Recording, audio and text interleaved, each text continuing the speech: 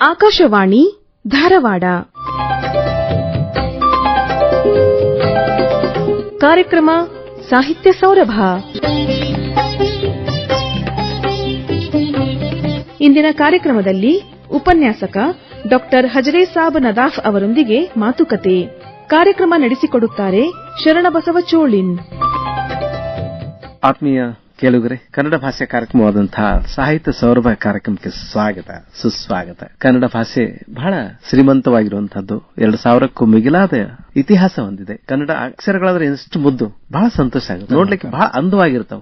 ಅಂತಹ ಒಂದು ಶ್ರೀಮಂತವಾದದ್ದು ನಮ್ದು ಕನ್ನಡ ಸಾಹಿತ್ಯ. ಇವತ್ತ ಕನ್ನಡ ಸಾಹಿತ್ಯ ಕುರಿತಂತೆ ನಮ್ಗೆ ಪಂಪನಿಂದ ಹಿಡ್ಕೊಂಡು ಇಲ್ಲಿವರೆಗೆ ಸಾಕಷ್ಟು ಮೇರು ಸಾಹಿತಿಗಳು ಎಲ್ಲ ಬಂದಿದ್ದಾರೆ, ಹೋಗಿದ್ದಾರೆ. ಕನ್ನಡಕ್ಕೆ 8 ಜ್ಞಾನಪೀಠ ಪ್ರಶಸ್ತಿಗಳು ಬಂದಿದೆ ಅನ್ನೋದೇ ನಮ್ಮ ಹೆಗ್ಗಳಿಕೆ. ಅಂದ್ರೆ ಒಂದೇ ರಾಜ್ಯದಲ್ಲಿ, ಕರ್ನಾಟಕದಲ್ಲಿ ಮಾತ್ರ ಇರುವಂತಹ ಕನ್ನಡಕ್ಕೆ 8 ಜ್ಞಾನಪೀಠ ಪ್ರಶಸ್ತಿಗಳಂದ್ರೆ ಈ ಭಾಷೆ ಹೆಗ್ಗಳಿಕೆ ಎಷ್ಟು.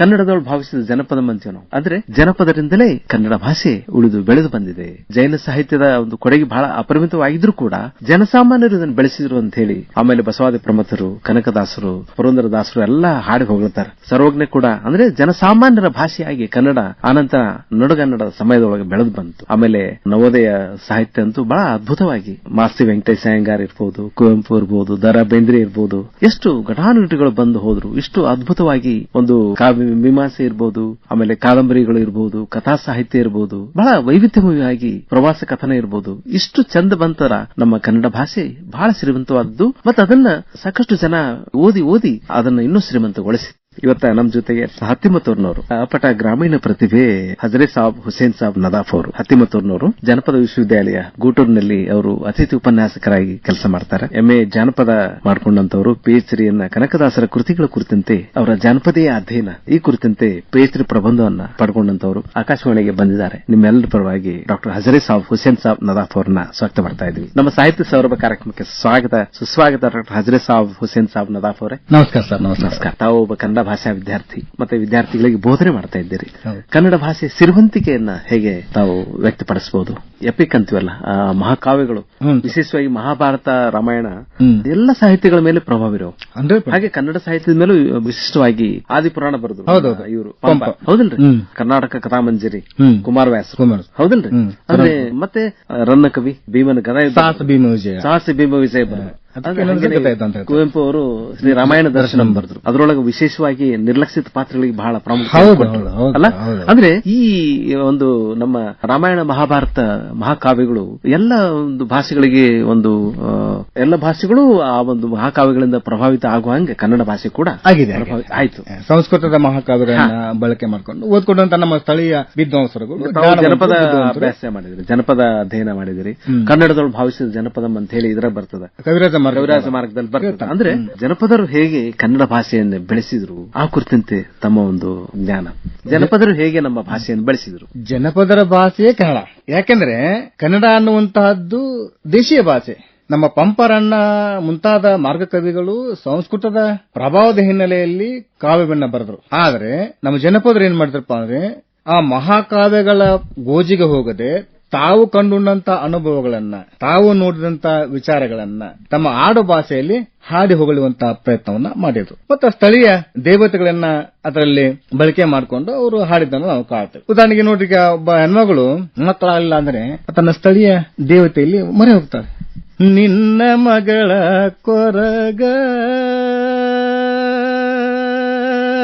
ಕೇಳಿಕೋದಮವ್ವ, ನಿನ್ನ ಮಗಳ ಕೊರಗ ಕೇಳಿಕೋದಮವ್ವ, ಮತ್ತೊಂದು ನಾನೊಲ್ಲೆ ಮುತ್ತಿನಂತ ಮಗನ ಕೊಡು ಎನಗ ತಾಯಿ, ಮುತ್ತಿನಂತ ಮಗನ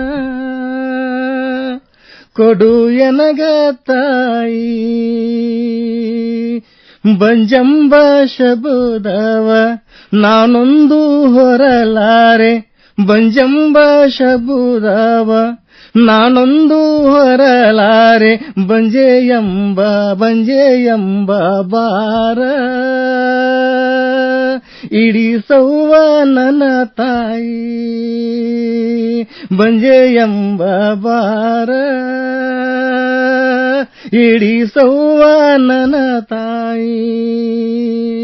ಹಿಂಗ ತನ್ನ ಮನದಲ್ಲಿರುವಂತಹ ದುಗುಡಗಳನ್ನ ದುಮ್ಮಾನಗಳನ್ನ ತಮ್ಮ ಪ್ರಾದೇಶಿಕ ದೇವರುಗಳಲ್ಲಿ ಮೊರೆ ಹಾಕಿ ಅದರಿಂದ ಬಿಡುಗಡೆ ಆಗಲಿಕ್ಕೆ ಆ ದೇವರಲ್ಲಿ ಪ್ರಾರ್ಥಿಸೋದನ್ನು ನಾವು ಕಾಣ್ತೀವಿ. ಅಂದ್ರೆ ಶಿಷ್ಟ ಕವಿಗಳು ಸಂಸ್ಕೃತದ ಮಹಾಕಾವ್ಯಗಳನ್ನು ಓದಿಕೊಂಡು ಆ ಸಂಸ್ಕೃತದ ಮಹಾಕಾವ್ಯಗಳ ಕಥಾಸಾರನ್ನು ಇಟ್ಟುಕೊಂಡು ಅಲ್ಲಿಯ ಪಾತ್ರಗಳಿಗೆ ಸ್ಥಳೀಯ ಭಾಷೆಯ ಸೊಗಡನ್ನು ತುಂಬಿದ್ರೆ, ನಮ್ಮ ಜನಪದರು ಸ್ಥಳೀಯ ನಾಯಕರನ್ನೇ ಇಟ್ಕೊಂಡು ಅವರ ಮೇಲೆ ಹಾಡು, ಕತೆ, ಕವನ, ಮಹಾಕಾವ್ಯ, ಕಥನಗೀತೆ ಇವುಗಳನ್ನ ರಚಿಸುವ ಮೂಲಕ ಕನ್ನಡ ಭಾಷೆಯ ಸೊಗಡನ್ನ ವಿಸ್ತರಿಸುವಂತ ಪ್ರಯತ್ನವನ್ನ ಮಾಡಿದ್ರು. ಹಾಗೆ ನೋಡಿದ್ರೆ ಜನಪದರಲ್ಲಿ ಮಹಾಕಾವ್ಯಗಳಿದಾವೆ. ರೇಣುಕಾ ಯಲ್ಲಮ್ಮನ ಮಹಾಕಾವ್ಯ ಇರ್ಬೋದು, ಮೈಲಾಲಿಂಗನ ಮಹಾಕಾವ್ಯ ಇರುವುದು, ಬೀರ್ಲಿಂಗನ ಮಹಾಕಾವ್ಯ ಇರುವುದು, ಮಾಳಿಂಗರನ ಮಹಾಕಾವ್ಯ ಇರುವುದು.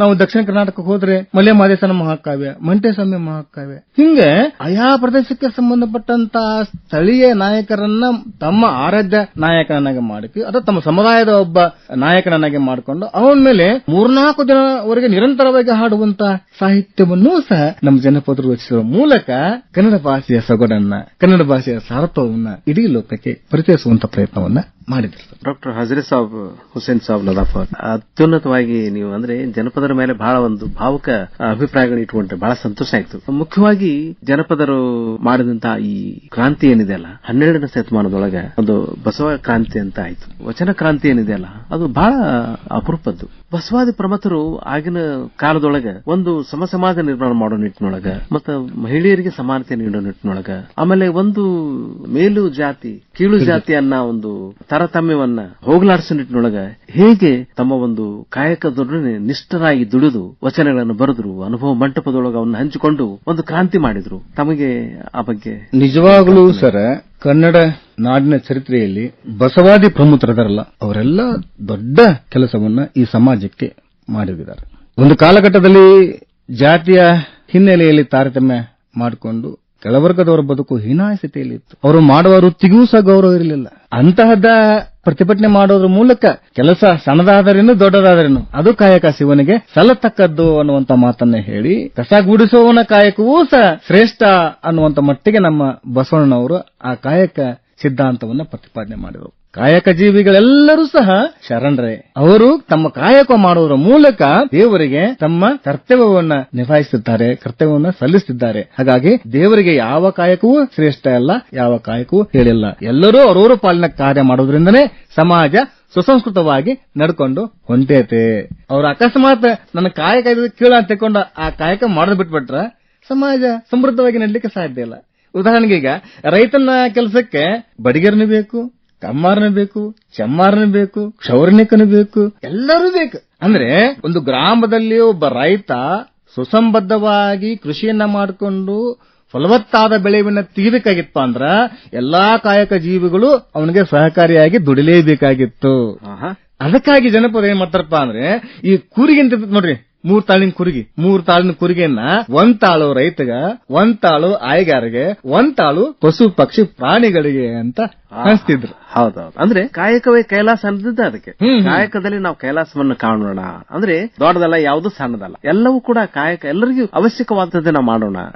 ಅದಕ್ಕೆ ಲೆಕ್ಕಮ್ಮ ನೋಡ್ರಿ. ಅಂದ್ರೆ ಎಂಥ ಒಂದು ತಾತ್ವಿಕತೆಯಲ್ಲಿ ಅಲ್ಲಿ ಮಾಡೆಲ್ ಕೋಡ್ ಆಫ್ ಕಂಡಕ್ಟ್ ಅಂತ ನೋಡಿದ್ರಲ್ಲ ಇವು ಕಳಬೇಡ, ಕೊಲಬೇಡ, ಹುಸಿ ನುಡಿಯಲು ಬೇಡ ಅಂದ್ರೆ 7 ಸಪ್ತ ವಚನಗಳೇನಿದೆ ಅಲ್ಲ, ಸಪ್ತ ಸೂತ್ರಗಳಿದೆ ಅಲ್ಲ, ಏನ್ ಮಾಡಬಾರ್ದು ಅಂತ ಹೇಳ್ಯಾರಲ್ಲ ಅವನ್ನ ಅನುಸರಿಸ್ಬಿಟ್ರಾಯ್ತು, ಜೀವನ ಪಾವನೆ, ಇಡೀ ದೇಶ ಉದ್ಧಾರ ಆಗತ್ತೆ ಸರ್. ಬಸವಣ್ಣವ್ರು ಹಾಕಿಕೊಟ್ಟಂತ ಸಪ್ತ ಸೂತ್ರಗಳಿದಾವಲ್ಲ, ಎಲ್ಲರೂ ಕಾಯ ವಾಚ ಮನಸ ಸುಮ್ಮನೆ ವೇದಿಕೆ ಮೇಲೆ ಮಾತಾಡೋದು ಕಾಯಕದಲ್ಲಿ ತರದೇ ಇರುವಂತ ಅಂದ್ರೆ ಆಗೋದಿಲ್ಲ. ಎಲ್ಲರೂ ನಡೆನುಡಿಯಲ್ಲಿ ಒಂದಾಗಿಟ್ಕೊಂಡು ಅದನ್ನ ಪಾಲನೆ ಮಾಡಬೇಕು ಅಂದ್ಬಿಟ್ರೆ ಜಗತ್ತಿನಲ್ಲಿ ನಮ್ಮ ದೇಶ ನಂಬರ್ 1 ದೇಶ ಆಗುತ್ತೆ. ಹೀನವಾಗಿ ಕಾಣ್ಲಿಕ್ಕೆ ಸಾಧ್ಯನೇ ಇಲ್ಲ. ಅದಕ್ಕೆ ಡಾಕ್ಟರ್ ಬಿ ಆರ್ ಅಂಬೇಡ್ಕರ್ ಅವರ ಒಂದು ಉದಾಹರಣೆ. ಮಹಾ ಮೇಧಾವಿ ಅಂಬೇಡ್ಕರ್ ಅವರು ಅಂದ್ರೆ ಉಚ್ಚ ಕುಲದವರೆಲ್ಲ ಅವ್ರನ್ನ ಸ್ವಲ್ಪ ಹೀಯಾಳಿಸ್ತಿದ್ದಾಗ ಅವರು ಅವತ್ತೇ ಪಣ ತೊಟ್ರು, ನಾವೇನ್ ಮಾಡಬೇಕು, ನಮ್ ಈ ಒಂದು ದಾಸ್ಯದಿಂದ ಮುಕ್ತರಾಗಬೇಕು ಅಂತಂದ್ರೆ ನಾವು ಜ್ಞಾನಿಗಳಾಗಬೇಕು. ಎಷ್ಟೆಲ್ಲ ಪದವಿಗಳನ್ನ ಪಡ್ಕೊಂಡ್ರು. ಲಂಡನ್ನಿನ ಒಂದು ಗ್ರಂಥಾಲಯದೊಳಗ ಇವತ್ತು ಅವರಿಗೋಸ್ಕರ ಒಂದು ಗ್ರಂಥಾಲಯನೇ ಇದೆ. ಅಂದ್ರೆ ಅಂಥ ಒಂದು ಮಹಾ ಮೇಧಾವಿ ಆದ್ರು. ಶ್ರೇಷ್ಠತೆ ಬಸವಾದಿ ಶರಣರ ಒಂದು ವಿಚಾರಗಳೇನಿದೆ ಅಲ್ಲ, ಅವು ಮಹಿಳೆಯರಿಗೆ ಸಮಾನತೆ. 38 ಕವಯಿತ್ರಿಯರು ಬಂದ್ರು ಹೌದಲ್ರಿ? ಅವ್ರಿಗೆ ಸಾಕಷ್ಟು ಕವನಗಳನ್ನು ಬರೆದ್ರು, ವಚನಗಳನ್ನು ಬರೆದ್ರು. ಮಹಾಶರಣ ಅಕ್ಕ ಮಹಾದೇವಿ ಮೃಗಗಳಿಗೆ ಅಂಜಿದರೆ ಎಂತಯ್ಯ, ಬೆಟ್ಟದ ಮೇಲೊಂದು ಮನೆ ಮಾಡಿ ಮೃಗಗಳಿಗೆ ಅಂಜಿದಳು ಎಂತಯ್ಯ ಅಂದ್ರೆ ಇಷ್ಟು ತೀಕ್ಷ್ಣವಾಗಿ ವಿಚಾರ ಮಾಡ್ತಿದ್ರು. ಮತ್ತೆ ಅನುಭವದೊಳಗ ಅನುಭವವನ್ನು ಪಡ್ಕೊಂಡಂತಹ ಅಕ್ಕ ಮಹಾದೇವಿ ಬಹಳ ವಿರಾಗಿ, ಅದರಿಂದ ಬಹಳ ಶಕ್ತಿವಂತರಾದ್ರು ಅವರು. ಅಲ್ಲಮ್ಮ ಪ್ರಭುಗೂ ಮತ್ತು ಅಕ್ಕ ಮಹಾದೇವಿಗೂ ಅನುಭವ ಮಂಟಪದಲ್ಲಿರುವಂತಹ ವಾಗ್ವಾದ ನೋಡ್ಬಿಟ್ರೆ ಇಡೀ ಶ್ರೀಲೋಕಕ್ಕೆ ನಮ್ಮ ಅಕ್ಕ ಮಹಾದೇವಿ ಒಬ್ಬ ಮುಂಚೂಣಿ ನಾಯಕಿಯಾಗಿ ಕಂಡುಬಿಡ್ತಾರೆ. ಹೌದೌದು, ಎಂತ ವಾಗ್ವಾದ ಅವರು. ಇಡೀ ಗಂಡಸ ಕುಲವನ್ನ ಪ್ರಶ್ನೆ ಮಾಡ್ತಾಳ ಅವರು. ವೈಚಾರಿಕವಾದಂತಹ ಒಂದು ಸಿದ್ಧಾಂತವನ್ನ ತತ್ವದ ಹಿನ್ನೆಲೆಯಲ್ಲಿ ಬದುಕನ್ನು ರೂಪಿಸಿಕೊಂಡಂತ ಒಬ್ಬ ಅಕ್ಕ ಮಹಾದೇವಿ ನಮ್ಮ ಸಮಾಜಕ್ಕೆ ಒಂದು ಮಾರ್ಗಸೂಚಿಯ ನಾಯಕರಲ್ಲ. ಹೌದು, ಬದುಕು ಹೇಗಿರ್ತದ. ಚನ್ನಮಲ್ಲಿಕಾರ್ಜುನನೇ ನಾನು ಗಂಡ ಅಂತ ಹೇಳಿ ಅಂದ್ರೆ ಎಲ್ಲವನ್ನು ತ್ಯಾಗ ಮಾಡಿ ಸರ್ವಸಂಗ ಪರಿತ್ಯಾಗಿಯಾಗಿ ಕದಳಿವನವನ್ನು ಸೇರ್ತಾಳೆ. ಹೌದು, ಬಹಳ ಒಂದು ಮಹಾಮೇಧಾವಿ. ತಮಗೆ ಈ ಬಹಳ ಇಷ್ಟವಾದ ಒಂದು ವಚನ ನನಗೆ ಅದೇ ಹೇಳಿದ್ರಲ್ಲ, ಬಸವಣ್ಣವರ ಅನೇಕ ವಚನ. ನುಡಿದರೆ ಮುತ್ತಿನ ಹಾರದಂತಿರಬೇಕು, ನುಡಿದರೆ ಸ್ಫಟಿಕದ ಸಲಾಕೆಯಂತಿರಬೇಕು. ಒಂದು ಹಾಡು ಹಾಡ್ತೀರಾ? ಯಾವ್ದಾರ? ಉಳ್ಳವರು ಶಿವಾಲಯ ಹಾಡ್ತೀರಾ? ಮಾಡು ಇನ್ನು ಹಾಡು. ಉಳ್ಳವರು ಶಿವಾಲಯ ಮಾಡುವರಯ್ಯ, ಉಳ್ಳವರು ಶಿವಾಲಯ ಮಾಡುವರಯ್ಯ, ನಾನೇನು ಮಾಡಲಿ ನಾನೇನು ಮಾಡಲಿ ಬಡವನಯ್ಯ, ನಾನೇನು ಮಾಡಲಿ ಬಡವನಯ್ಯ, ಎನ್ನ ಕಾಲೇ ಕಂಬವಯ್ಯ, ಎನ್ನ ಕಾಲೇ ಕಂಬವಯ್ಯ, ಎನ್ನ ದೇಹವೇ ದೇಗುಲವಯ್ಯ, ಎನ್ನ ದೇಹವೇ ದೇಗುಲವಯ್ಯ, ಎನ್ನ ದೇಹವೇ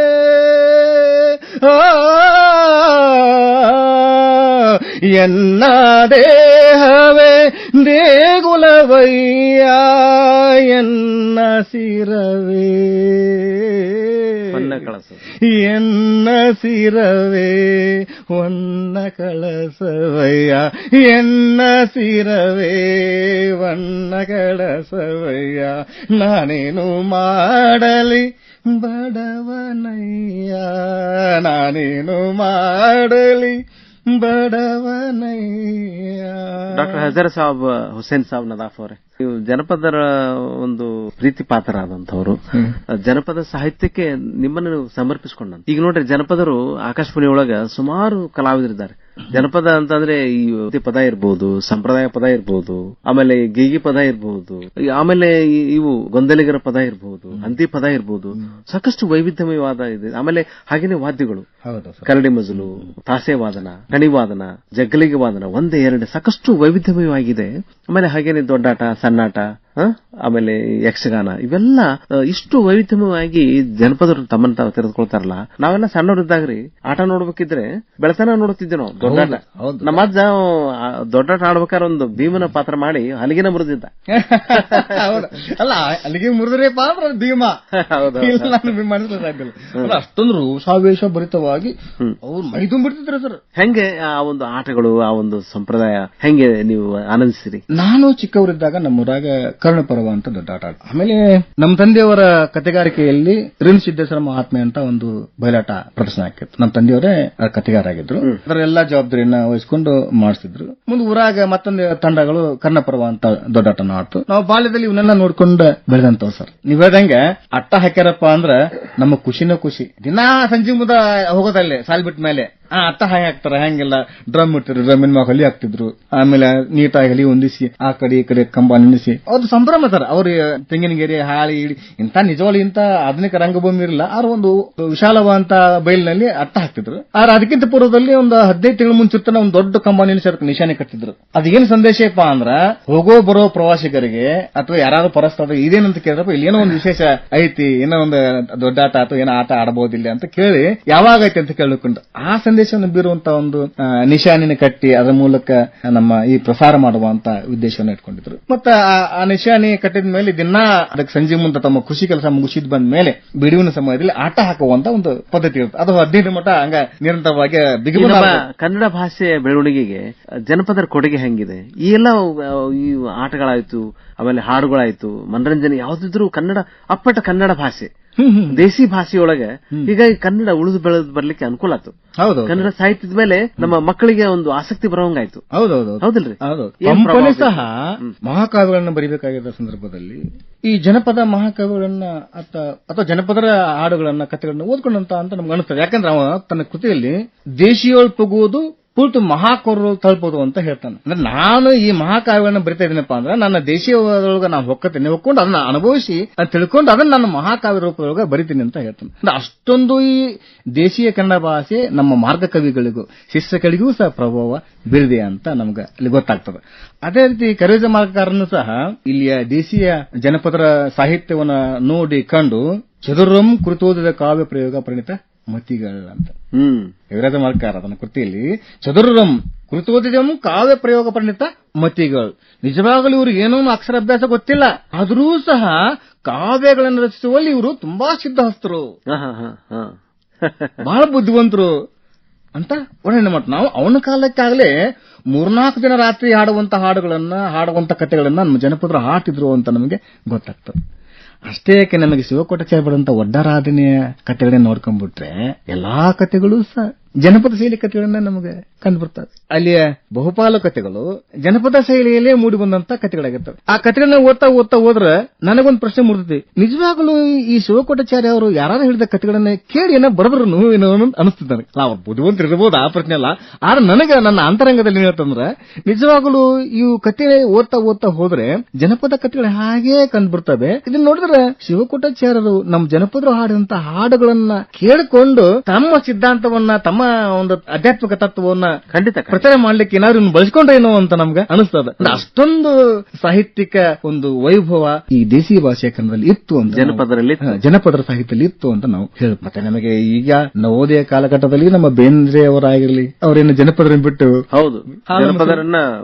ಹಾಲು ಮೊಸರು ಮಾಡಕ್ ಬಂದವರನ್ನ ಕಟ್ಟಿಯಿಂದ ಕರೆದು ಅವ್ರಿಗೆ ಕುಂದ್ರಿಸಿ ಹಾಡು ಆಡ್ಬೇಯವ್ವ ಅಂತ ಹೇಳಿ ಅವ್ರಿಗಿಂದ ಹಾಡು ಆಡಿಸಿ ತಾವು ಖುಷಿ ಪಟ್ಟು ಅದನ್ನ ತಾವು ಕೇಳಿಕೊಂಡು ತಾವು ಅದನ್ನು ಮನದನಸಿನೊಳಗ ಅರ್ಥ ಮಾಡ್ಕೊಂಡು ಅದಕ್ಕೆ ಮತ್ತೆ ಹೊಸ ರೂಪ ಕೊಡುವಂತ ಹಿನ್ನೆಲೆಯೊಳಗ ತಾವು ತಮ್ಮ ಪ್ರತಿಭೆಯನ್ನು ಹೊರಹಾಕಿದ್ದನ್ನು ನಾವು ಕಾಣ್ತೇವೆ.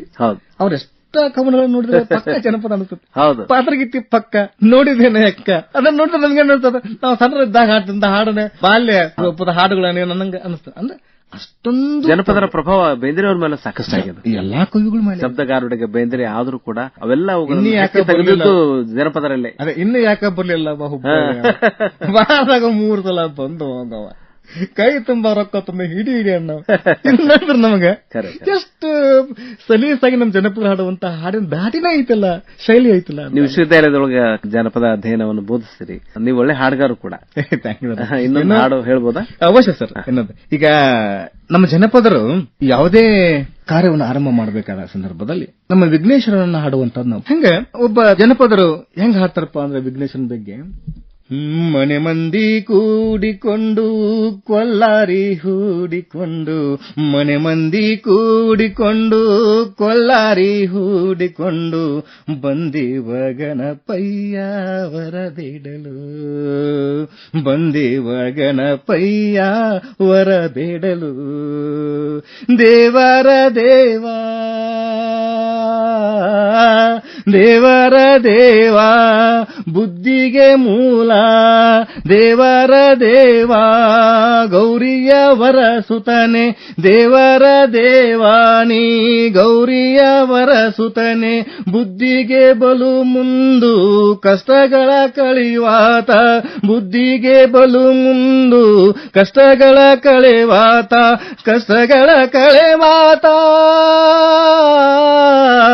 ಕಷ್ಟಗಳ ಕಳೆವಾತ.